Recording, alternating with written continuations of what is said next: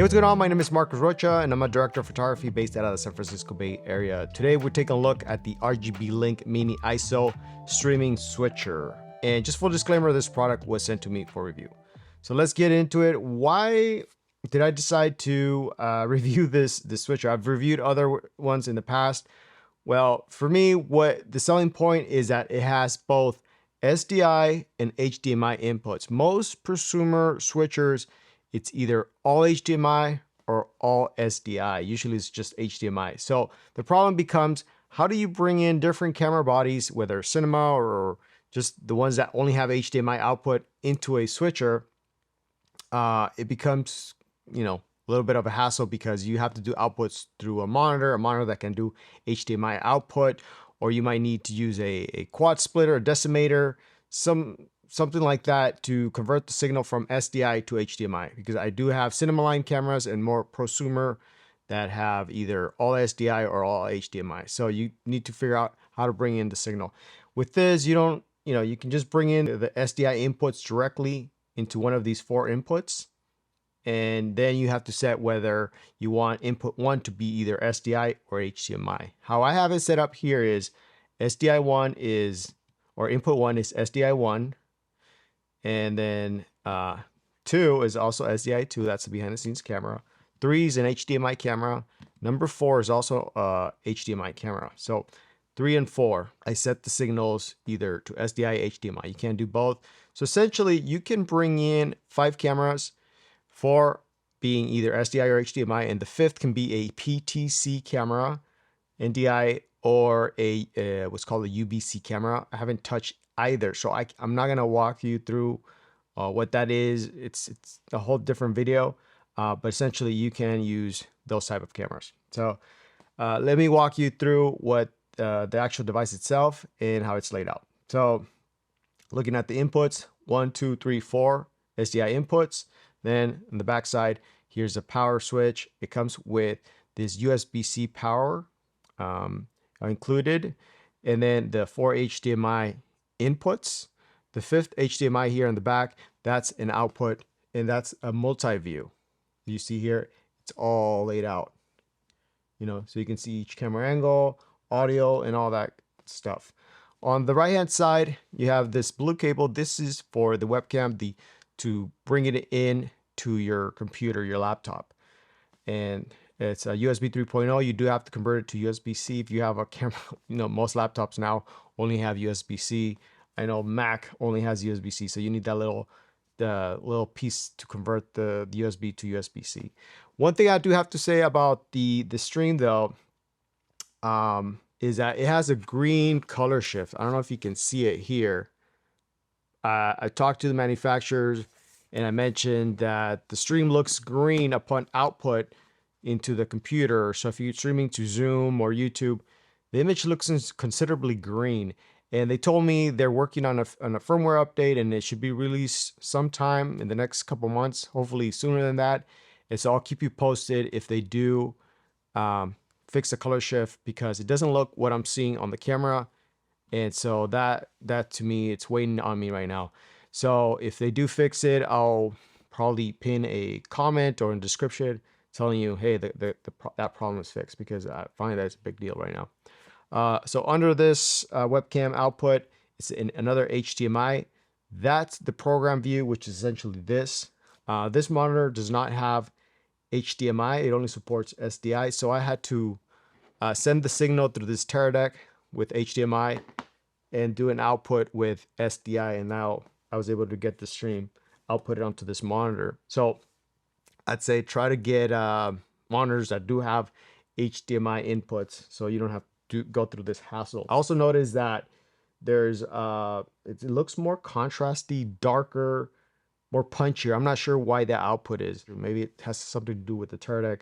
Something to be aware of. You see here, this is a thumb drive. I'm able to record this stream to this thumb drive, or if you have a hard drive, it has to be USB 3.0. You can connect it and record the whole stream. I'd say it's pretty good quality, 16 megabits. It's so if you want a physical file at the end of the stream, you can record it onto there. Then you have this connector. This is for the PTC camera or your NDI network. You can connect there. that would essentially be the fifth camera. And then you have two mic inputs. Okay, so on top, this is actually I haven't taken off. Let me take this off. This is a screen protector. Put that aside. So you see here, this is a touch screen. So I can scroll through the menus just by touching. I'd say it's not the most responsive thing, but it does work. Sometimes I prefer using the buttons, and you have this scroll. If you hit this little house is a menu. You could also scroll with this wheel, and you press. If you want to, let's say, go into settings, you just press and you can scroll. Or you can use the touch screen. You know, that's also another way of doing it. Here's where you see the inputs 1, 2, 3, 4, and 5, and you can select whether it's SDI or HDMI. Right. So the touchscreen is a really neat feature to have there. Now these are the buttons, so you can switch between each camera angle 1, 2, 3, 4, and then on the bottom, this is what's coming up next. So let's say I'm here on camera 1 and I want to switch to camera 2. I can either use a straight cut, or I can do auto. It'll do a crossfade because I set one of the transition effects to be crossfade, or I can use this lever. This controls the speed of the transition, the crossfade. And I'll show you the different effects you can set this to in a second. These are all the different audio knobs. You can turn off and turn on the audio coming in from cameras. Do it that way. Zoom and this joystick, this is for the PTC cameras. I can't really go into this, but it's neat to have if you are using PTC cameras. You can control that with these knobs here. The switcher itself is made out of hard plastic. On the bottom, it has a 1/4 inch in case you need to mount it to a wall or something. It's nice to have that there. All right, so I'm just gonna go through some of the menus very quickly. Again, I said you see you go into each input, you can select either SDI or HDMI. You have to select one or the other. You can't do both. Now, audio was the least favorite part of the switcher for me. The audio inputs are not great. The monitoring jack here, it was very bad for me. I didn't enjoy working with the audio, so I would say don't bring audio into the switcher itself. It was just hard monitoring the audio, so I would say do it straight into the computer. Perhaps that might be a better option. So I'm just not going to talk about audio. I had a hard time, and I thought it was just didn't sound great on the monitoring, or bringing in audio is just wasn't great. Moving on to output, this is where you can set the recording quality. I would suggest 16 megabits. You see there, and you have to see if you're going to record audio. You see that you set the megabits. I would say 16 megabits gives you really good quality. Views, this is the picture-in-picture mode. It does take a little bit of learning and playing with it. I would watch a tutorial that I'm going to link to in the description if you want to learn more about picture-in-picture, because it did take me a while, and honestly it's a little confusing. There's a whole tutorial on how to do that, so I'm going to link to that. I'm not going to explain picture-in-picture. Effects, these are transitional effects. There's 15. This is crossfade. There's swipes and different types. I prefer crossfade, so you can play with those. Moving on, keying is for green screen. If you're using green screen, I don't do that. I really didn't play with it.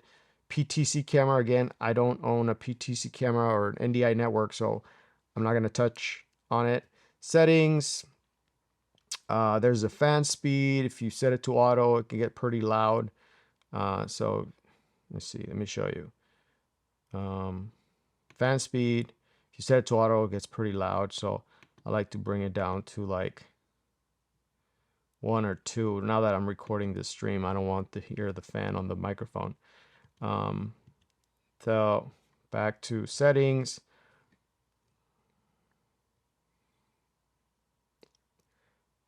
TelCloud, that's a special service by RGBlink.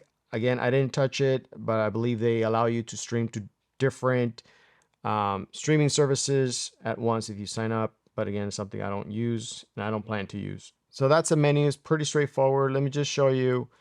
If I select the third cam, this is the preview.